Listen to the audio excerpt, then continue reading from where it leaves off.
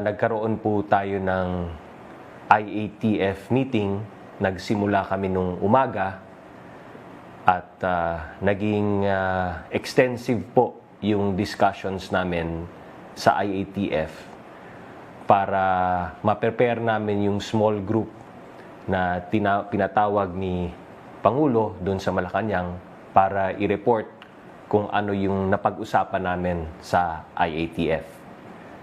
So yung bulk ng discussions po namin, nakasentro po kung ano yung gagawin natin after April 30 para yung ilan sa IATF na mga miyembro ay makapag-report kay Pangulong Duterte. Ganun pa man ay meron pa rin kaming na-resolve, no? Base sa aming resolution, IATF Resolution number 26, kung saan nakasaad ang sumusunod. All arriving overseas Filipino workers or OFWs, whether land-based or sea-based, shall be required to undergo a mandatory 14-day facility-based quarantine and shall be subject to rapid antibody testing for COVID-19 in accordance with Department Memorandum 2020-0180 issued by the Department of Health, provided that sea-based OFWs on board cruise ships who have been issued with a clean bill of health by the Bureau of Quarantine upon presentation of a certificate of completion of 14-day quarantine issued at the point of origin immediately before departure shall nevertheless be subjected to a rapid antibody testing and shall be managed in accordance with the aforementioned Department Memorandum.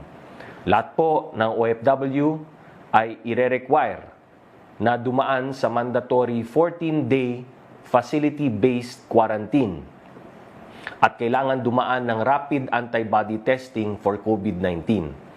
Kaso, ang mga OFW na nasa cruise ship na binigyan ng clean bill of health ng Bureau of Quarantine, pagkapresenta ng Certificate of Completion of 14-day quarantine na in-issue ng bansa na huli nilang pinanggalingan, ay isa sa ilalim pa rin sa rapid antibody testing at ang pag-manage po sa kanila ay alinsunod sa Department Memorandum 2020-0180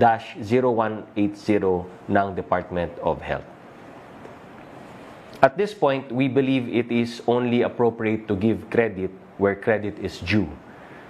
The Department of Foreign Affairs, or DFA, has facilitated the repatriation of 16,682 OFWs, of whom 13,213 are seafarers and 3,469 are land-based. Sa DFA na walang tigil na tumutulong sa ating mga kababayan sa ibayong dagat, maraming salamat po sa inyong lahat. Aside from this development, starting tomorrow, the Eva Macapagal Super Terminal in Pier 15, which was converted into a COVID-19 treatment facility, will now be fully equipped with medical requirements for the treatment of COVID-19 patients and will be ready to accommodate persons who are showing mild symptoms. Isa lang po ito sa mga pasilidad na naihanda para sa mga kababayan natin na natamaan ng COVID-19. As of April 18, a total of 3,052 quarantine facilities for PUIs and mild COVID-19 cases with 211,474 beds have been established nationwide.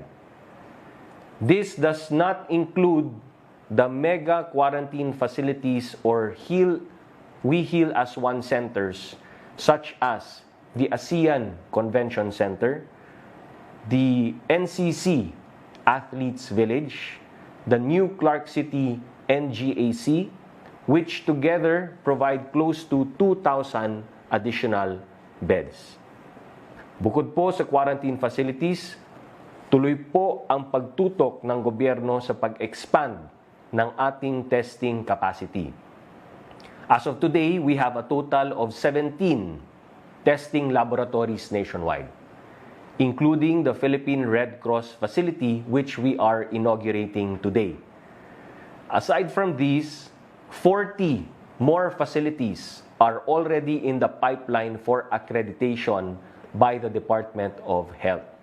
And we are confident that we will be able to quickly add to the 55,465 individuals we have tested to date. The DOH recognizes that our frontliners need the proper equipment to allow them to perform their tasks without getting sick. As of April 18, the DOH has facilitated the delivery of the following medical supplies to various health facilities nationwide: 10,018 units of alcohol, 79,050 coveralls, 615,010 masks, 9,000 face shields, 140,000 gloves, 74,775 goggles, 113,300 head caps, and 30 non-invasive ventilators. Para naman po sa atin na kailangan manatili sa sariling tahanan sa kalagitnaan ng ECQ, huwag po kayong mag-alala. Sinisiguro ng Department of Agriculture na sapat ang ating bigas at essential food items tulad ng manok at baboy. At present, the Department of Agriculture is undertaking efforts to ensure a sufficient supply of rice by the end of June, equivalent to around 18 million metric tons of rice, which is sufficient for 84 days. 1.95 million metric tons of chicken that is sufficient for 62 days. And 1.12 million metric tons of pork. Sa madaling salita, may pagkain po tayo at di po tayo maubusan ng supply sa ating mga merkado. Para naman po sa mga disadvantaged families, iniulat ng DSWD na namamahagi na po sila ng 445,580 family food packs sa ating mga LGUs at meron po silang stock na 384,426 family food packs sa DSWD warehouses sa buong bansa. The government continues to prioritize efforts to provide our people with the financial assistance needed to ensure that everyone can secure the basic necessities during the ECQ.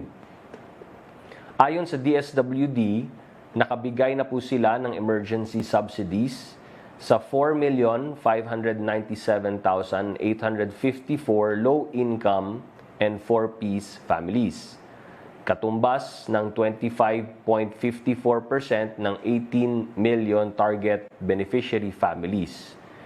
But more than 90% na po ay naibigay, na download, na release sa iba't ibang mga LGUs.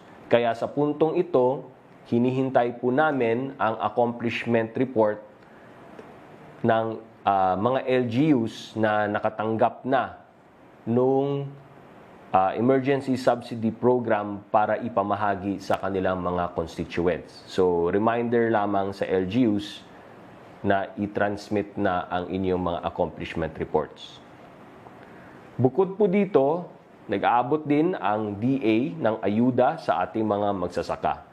Batay po sa report nila, nabigyan na po ng financial subsidy for rice farmers ang 52,043 na magsasaka, habang ang rice farmers financial assistance ay napaabot na sa 438,207 na magsasaka.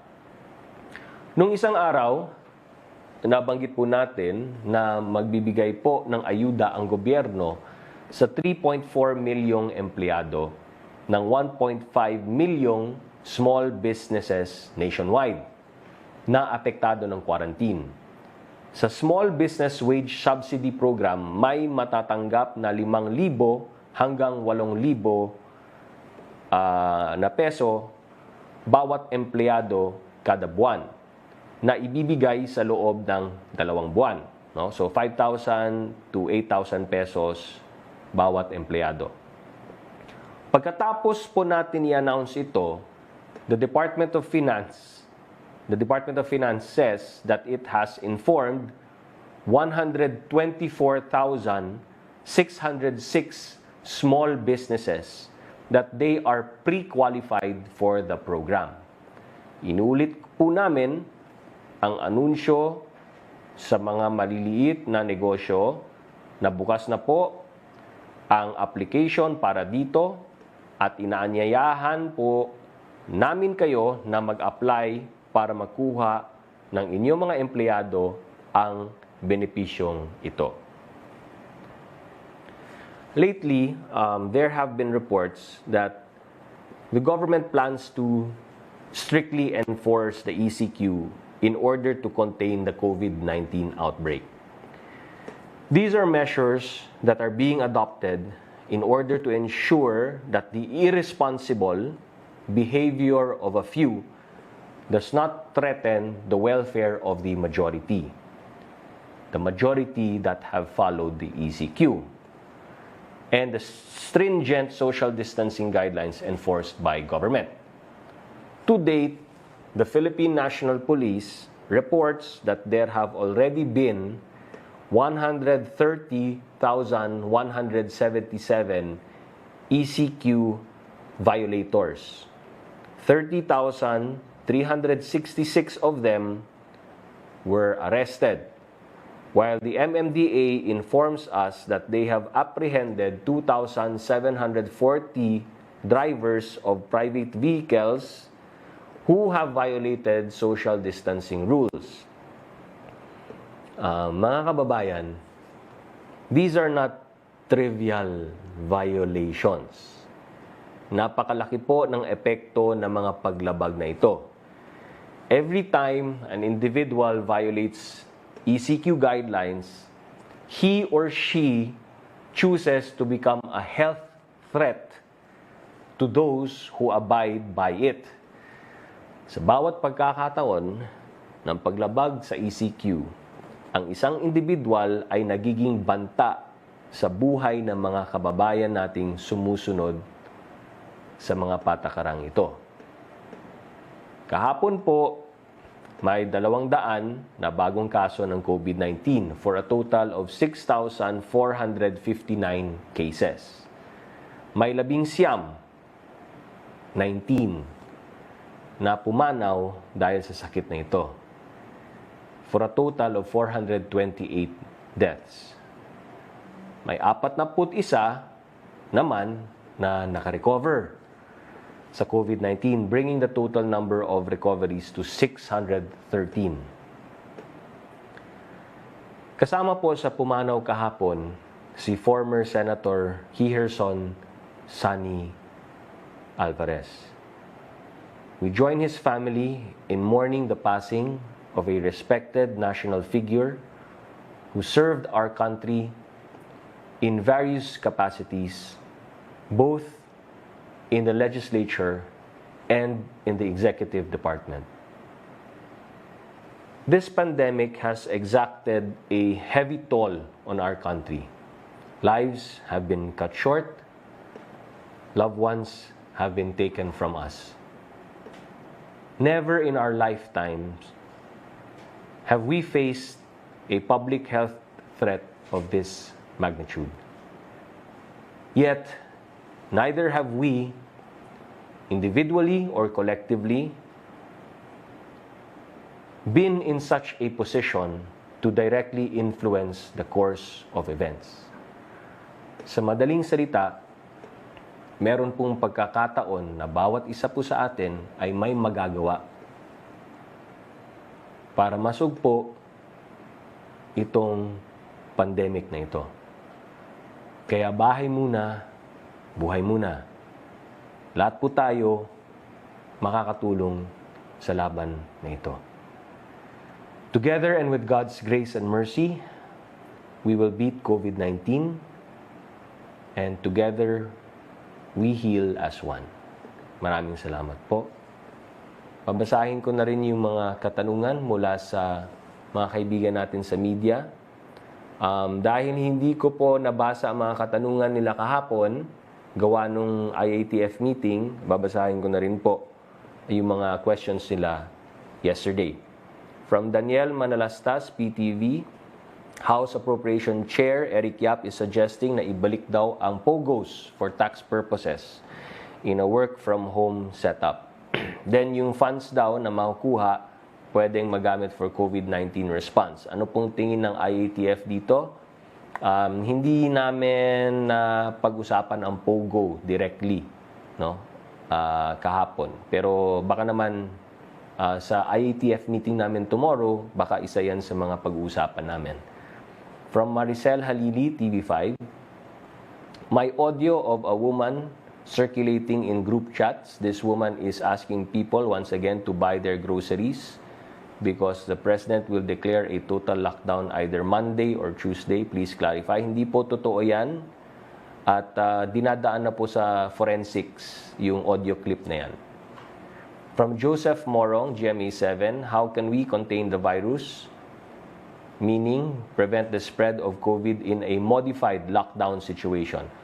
Pag na-announce na po namin kung ano yung setup, then we will explain further kung ano yung magiging mga hakbang, mga do's and don'ts at mga bagong guidelines under the new rules after April 30.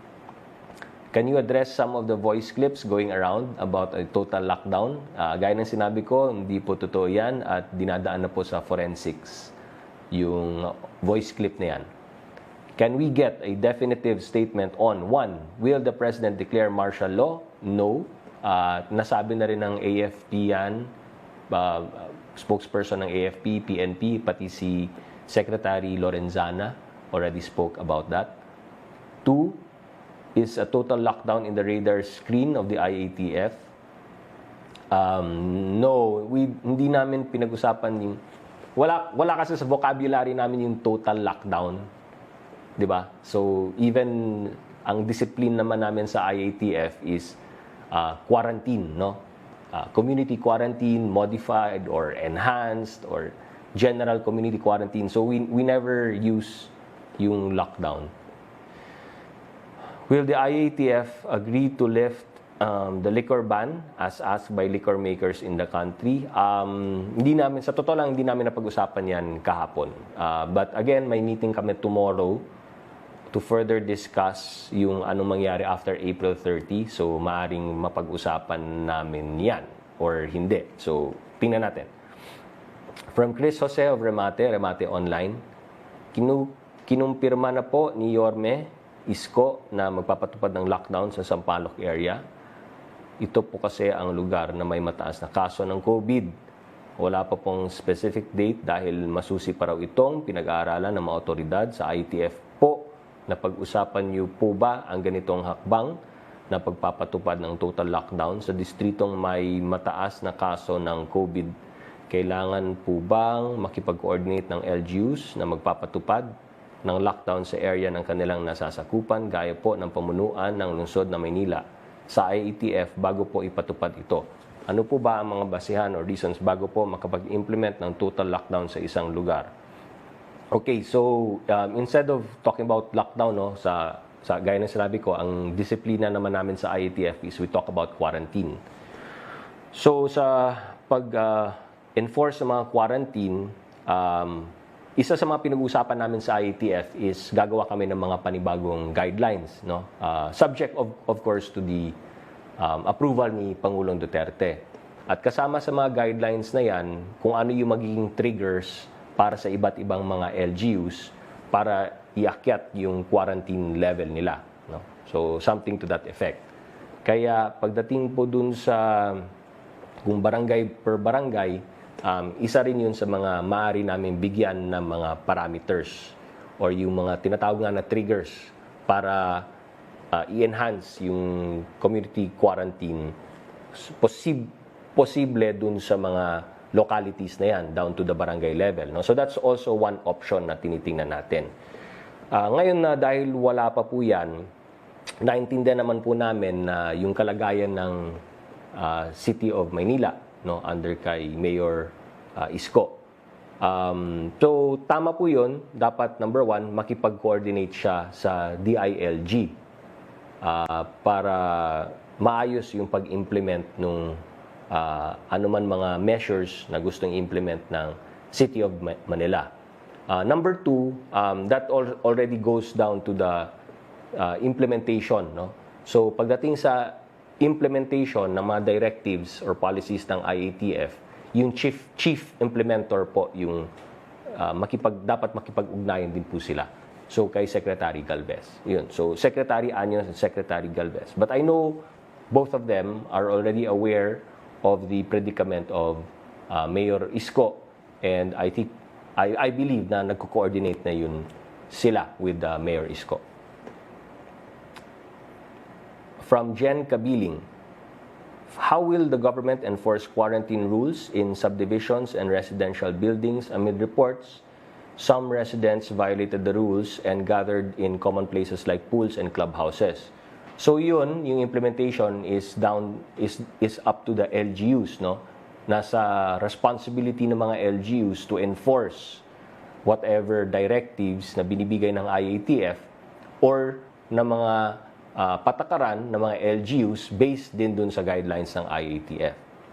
Do the policemen have authority to go inside these subdivisions and residential buildings to implement quarantine protocols? Again, we will leave that to the implementation of the chief implementer together with the DILG kasi sa kanya yung jurisdiction ng mga kapulisan together with the LGU dahil sila po yung nagko-coordinate as far as enforcement of laws are concerned at kasama rin po yung enforcement ng mga ordinances and executive orders ng LGUs. Number two, will the government heed the appeal of alcohol beverage makers to lift total liquor ban? Again, hindi namin napag-usapan kahapon, maaaring mapag-usapan namin tomorrow sa IATF meeting. From Trisha Terada, CNN Philippines, what is IATF's assessment of government response more than a week before quarantine period ends?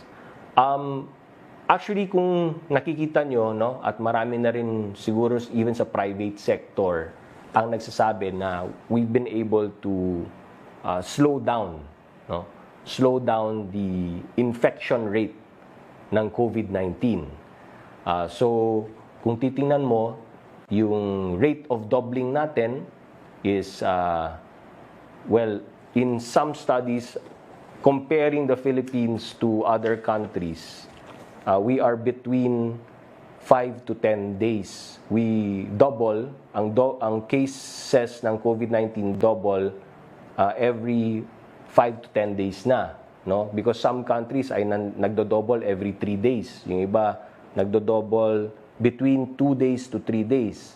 No? Tayo, ang Pilipinas, nandun na tayo sa segment na nagdo-double yung cases natin doon every 5 to 10 days. Yung sinasabi naman na R0 natin is presently, I think our R0 is 3, meaning to say one patient infects 3, no? If I'm not mistaken here. Wait, let me check, no? So yung R0 score natin is 3 right now. So in terms of yung pag-slow down ng mga infection rate ng COVID-19, na ma-manage na po natin. So yun yung isa sa mga basis na tinitingnan natin and which gives us more confidence dun sa pagde-decide natin on what to do after April 30. So what do we expect in the next 10 days? Well, the next 10 days, as far as IATF is concerned, tuloy-tuloy pa po yung aming mga meetings because kahapon po, sa pagkakaalam ko, nung nag-present po yung members ng IATF to the President, hindi pa po nakapag-decide si Pangulong Duterte kung anong gagawin after April 30 at binalik niya muna sa IATF ang pagpapatuloy ng aming discussions doon para mas mabibigyan namin si Pangulong Duterte ng more options that he can take a look at. So that's one. Number two, magkakaroon tayo ng mas malawak na mga testing, especially sa NCR. In fact, today, Tuesday, magkaroon ng inauguration dun sa Philippine Red Cross, no? Para to show to the public that we are increasing our testing capacities. So yun. And then habang ine-expand natin yung testing capacities po natin, mas makikita natin within the next 10 days yung how many more yung infection rate natin, mas makikita rin natin yung ating recoveries. We hope to be able to increase pa our recoveries and decrease yung mga deaths natin. So lahat yan will play a big factor as we continue to monitor, no? Para matulungan din tayo sa paggawa ng desisyon na pwede naman namin ipakita kay Pangulong Duterte for him to choose yung options niya. Nawala ako.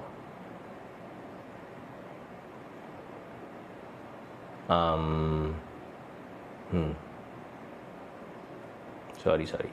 How is mass testing going? Like I said, i-expand pa natin yung ating testing. Remember, may mga cartridges na po tayo. Apart from the PCR lab-based test natin na in-expand natin, like I said, we already have 17 laboratories, 40 more in the pipeline. Number two, dumating na po yung sa Gene Expert na cartridges natin, which is a lab-based test, pero ang turnaround time is 45 minutes. So, mas mabilis yun. And we have some laboratories already that are equipped to be able to conduct the Gene Expert. Number three, yung UP-NIH, Manila Health Tech, na local testing kits natin, na PCR lab-based, is also already ongoing. Tapos na yung, nabigyan na yata sila ng FDA, tapos na yung, or kinoconduct na yung field implementation, no? And then they're ready to roll out 94,000 more tests. And then number four, yung bagong guidelines natin dun sa rapid antibody testing.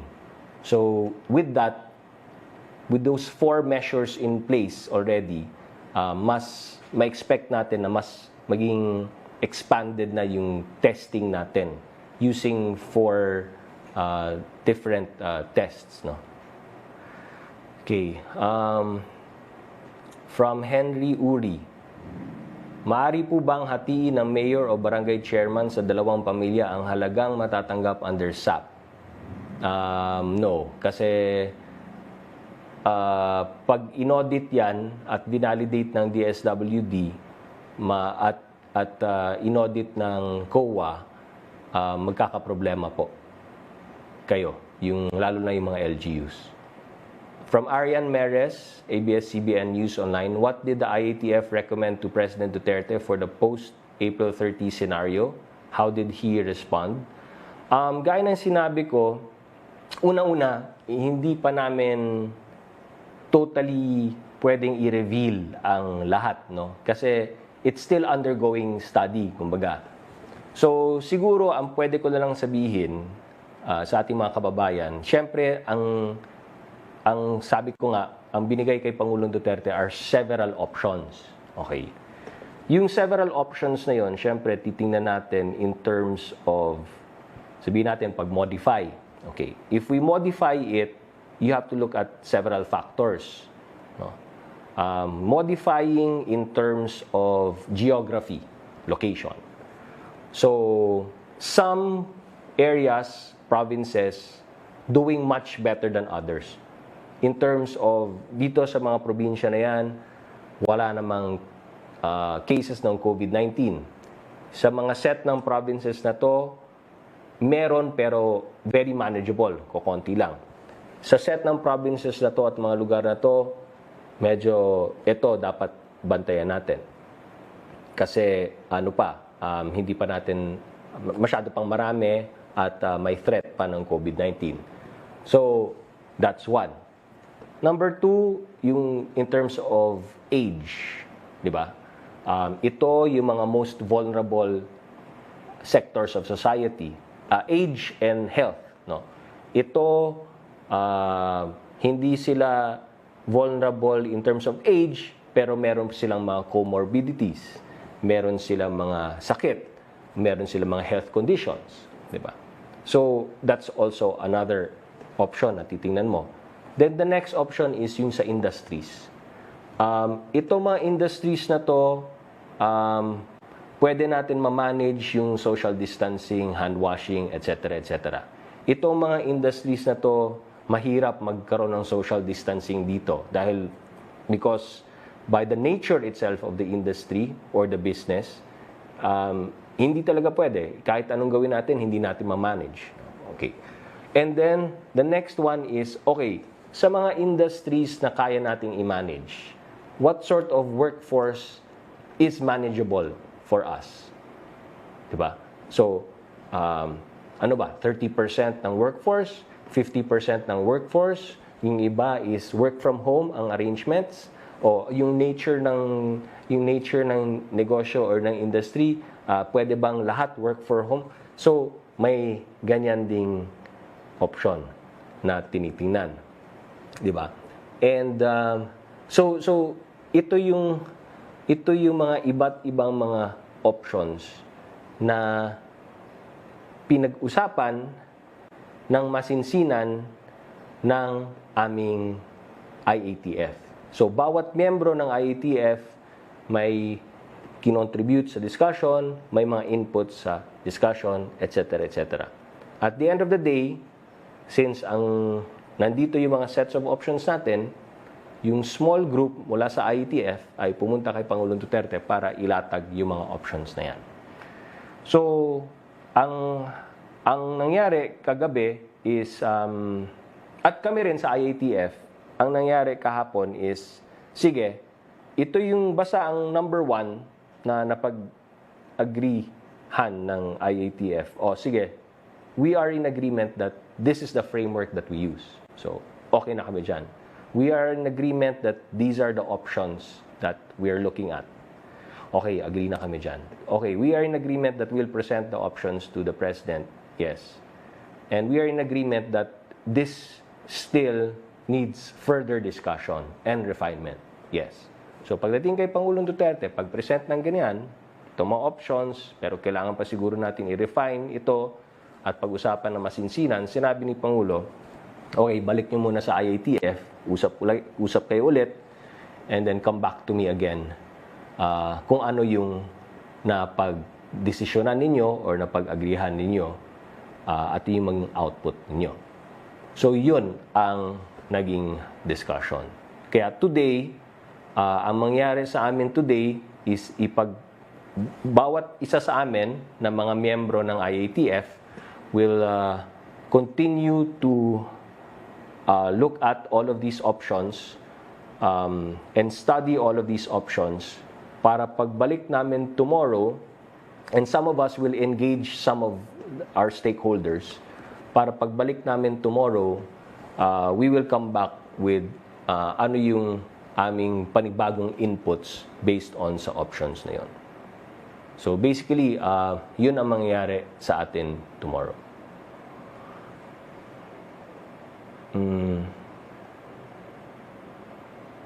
Okay. From Francis Wakefield Daily Tribune.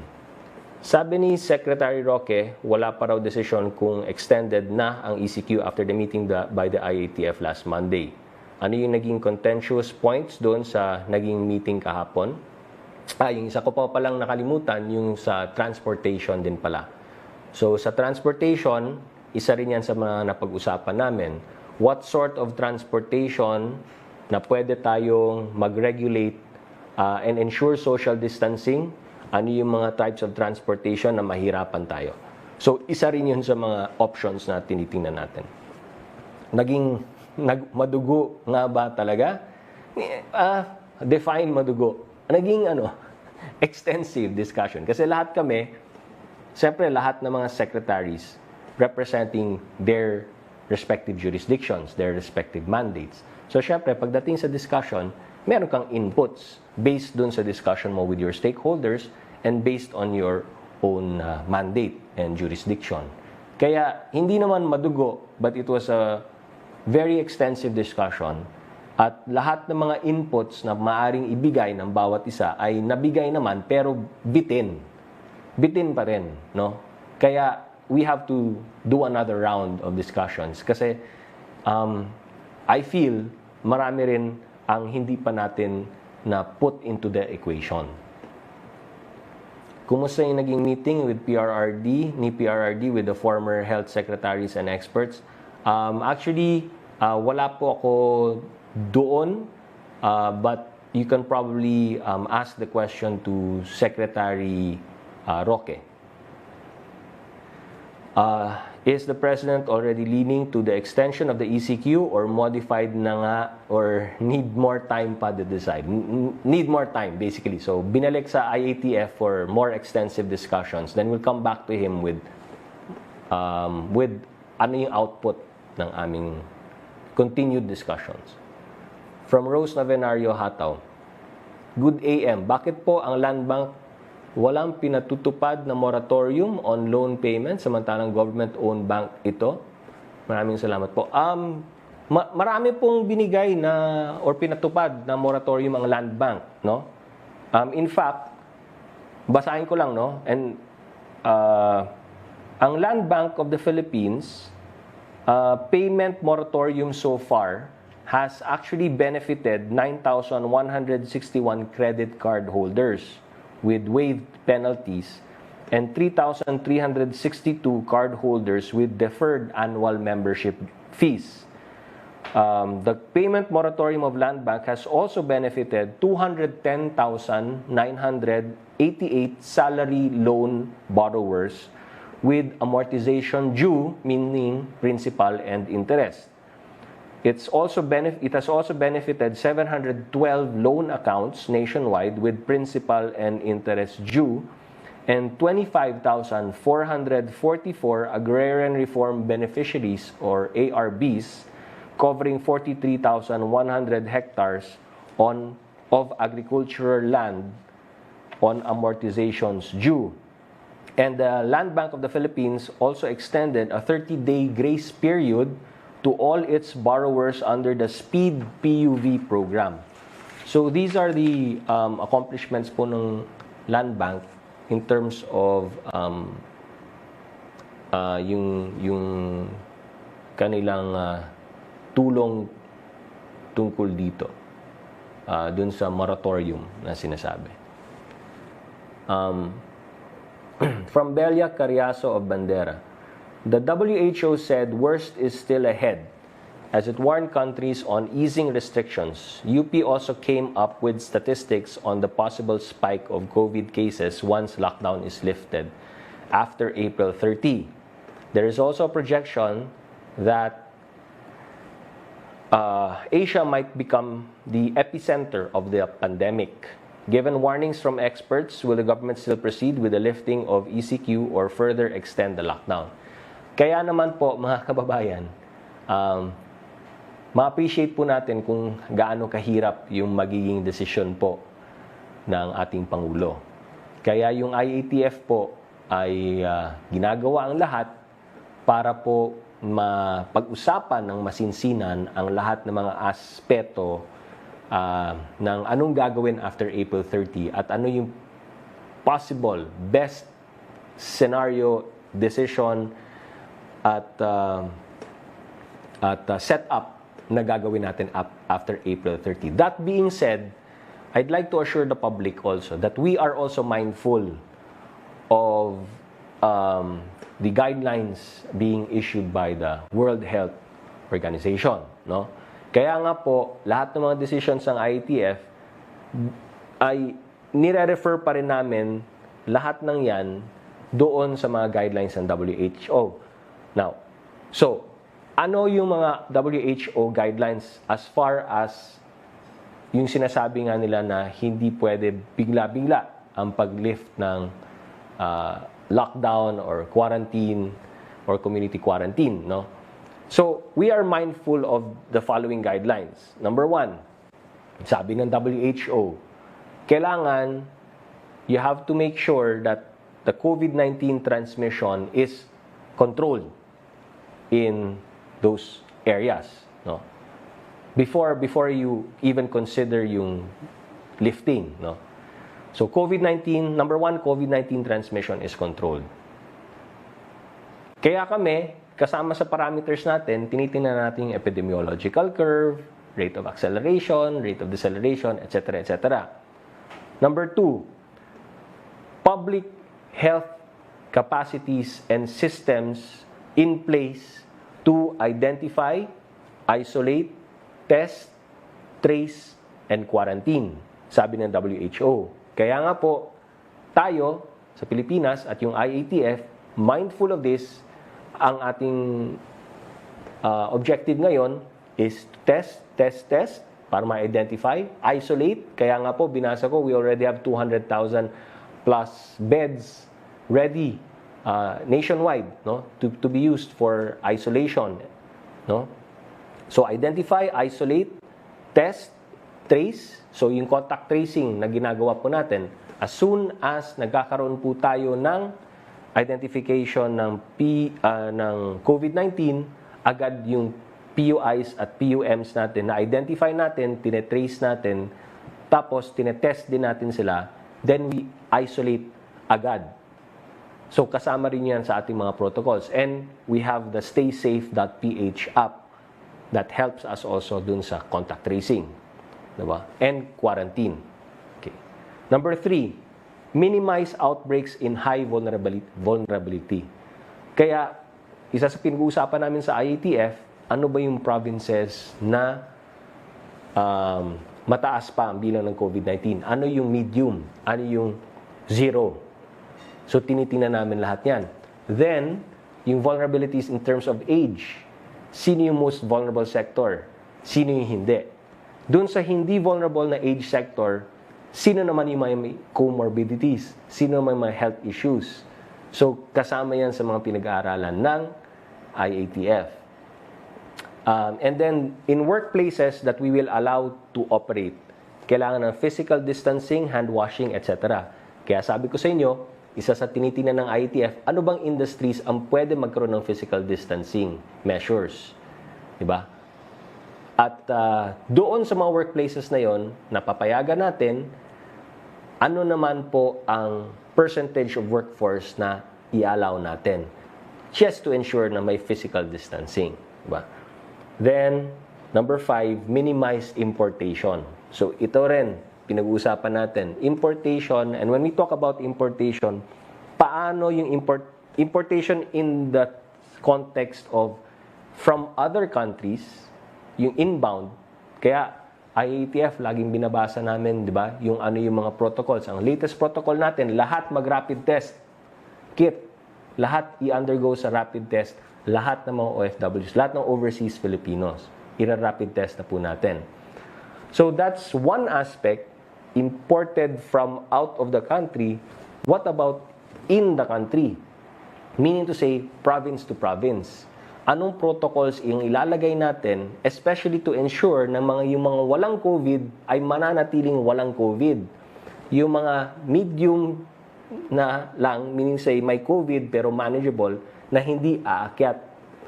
No? And then of course, yung controlling doon naman na mataas ang bilang ng COVID-19.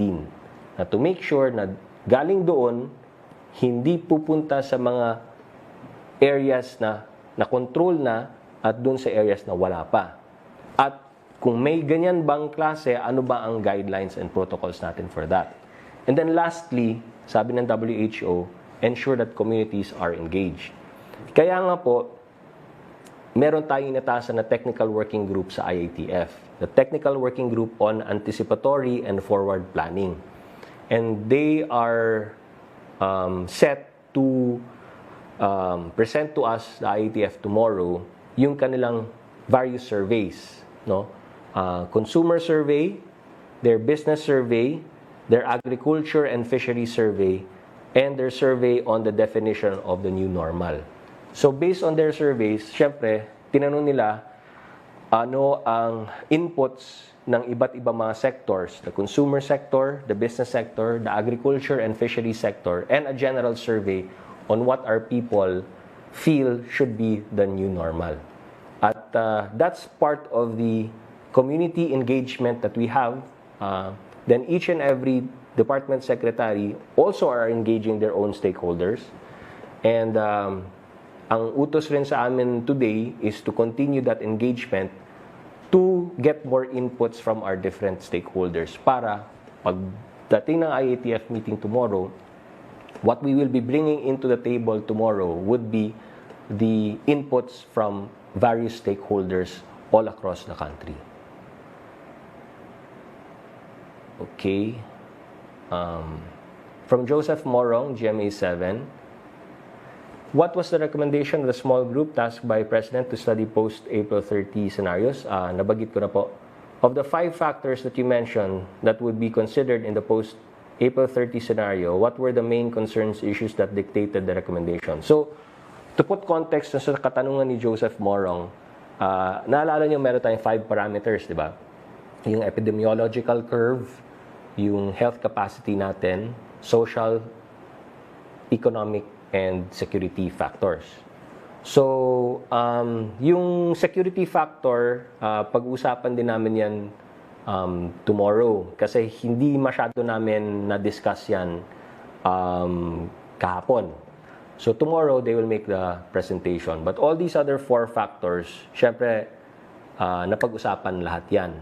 And all those 5 parameters, we also compare that with the WHO guidelines. So, sama-sama lahat yan. Ang question was, ano yung concerns and issues? Well, yung sa epidemiological curve, syempre, gaya ng sinabi ko, it appears that we're able to control it naman. No? The rate of increase is not that high anymore. We're doing more testing, so we're getting more a better, clearer picture of where we are now. And I'd also like to announce that, remember before I was saying na ang lumalabas sa mga tests natin is that out of all of the tests that we're conducting, about 17 to 18% yung nagpa-positive. And then remember I told you nung nag-expand tayo ng testing, from 16 to 17% na being tested, from all of those being tested, naging 16 to 17 17 to 18 ang positive. I mentioned na when we expanded, naging 15 na lang. 15% na lang ang tinetest natin, ang lumalabas ng positive. Pero sabi ko, well, it's too early to tell kasi ano pa naman that's just one slide. But remember, we've been increasing our testing capacity. And it appears that as we expanded our testing, it has now gone down to 13%. So that's also an indicator somehow na the more we expand,